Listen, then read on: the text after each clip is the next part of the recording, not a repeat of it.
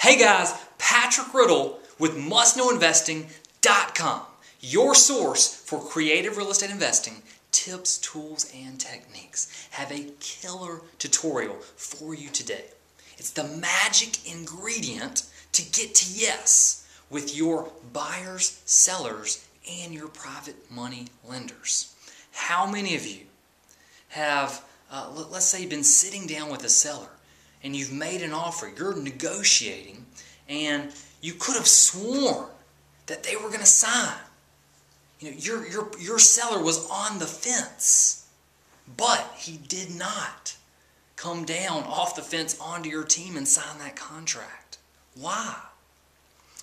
Maybe you've had the experience of showing one of your properties to a potential buyer, and you could have sworn that they were going to make an offer, but they didn't. You know, what is it? What's that magic ingredient that gets people to yes? Or with a private money lender, maybe you casually mentioned your private lending program to someone, and they were enthusiastic. They said, sure, I'd love to hear about those opportunities. But when the time came and you called them up, what ended up happening? Did they fund the deal? Oftentimes not. Why not? What is that magic ingredient that gets your prospects to yes? Well, I'd like to share with you what Robert Cialdini says to give you a hint in his classic book, Influence, The Psychology of Persuasion. Check this out. He says, human beings have been hardwired to want what is going away. And far more people are motivated by the thought of potential loss than by potential gain. So what does this mean? Guys, gals, this is the principle of scarcity. He says human beings have been hardwired to want what is going away.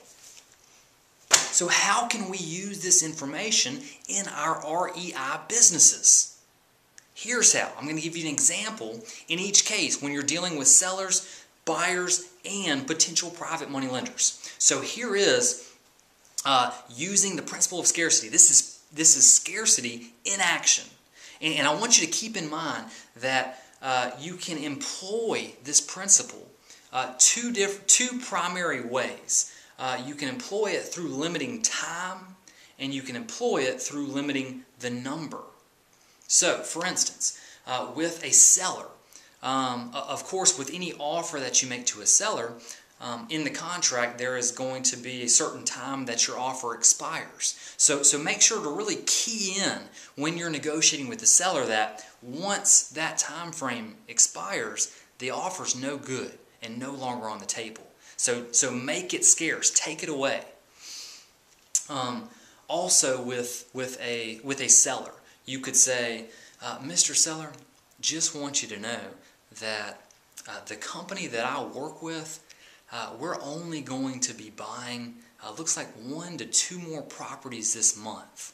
So if you call us back next week and we've already gone out and purchased more homes, and we may let you know that we can no longer buy your property. Just want you to know that. So the sooner you let us know, the better. Okay, so that's dealing with the seller. How about a buyer? How could we use this principle of scarcity with buyers? You've all heard of this before. This is nothing. This is not going to be an aha to you, an aha moment. This is not revolutionary. But how many of you have done it? Group showings with potential buyers. It's an easy thing to do. A lot of people know that that's a good idea potentially, but that's what we're doing here, the principle of scarcity, because your house becomes a scarce resource when there's a bunch of people in it that may be interested in buying.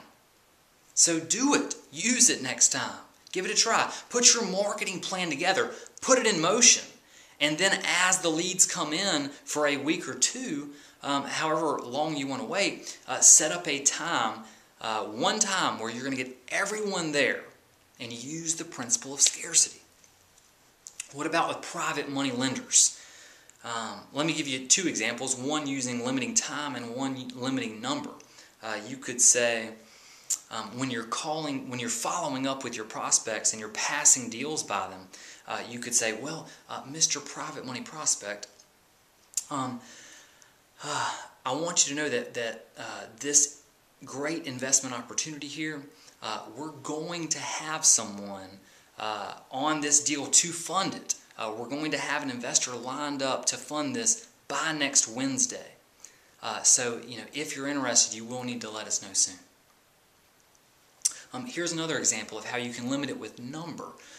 You could say, Mr. Private Money Prospect, I do want you to know that we're only looking for a few, probably less than 5, highly qualified private lenders to bring in our company. And once we've gotten to the point, that's my phone buzzing over there on vibrate. Let me, quick time out.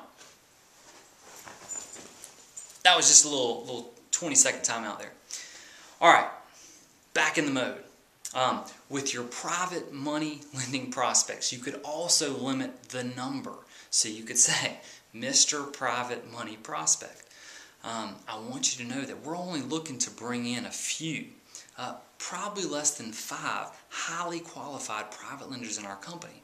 So once we have brought them onto our team, we won't be looking we won't be offering these type of investment opportunities to people like yourself anymore, or people that haven't already joined the team. That's probably a better way to say it. So that's how you employ the principle of scarcity with buyers, sellers, and private money lenders. Use it. This is powerful stuff. And let me know how it works out for you. Anytime you have a question or if I can help, email me at patrick@mustknowinvesting.com. And I look forward to hearing from you soon. Have a great day, and we'll talk to you soon. Happy investing.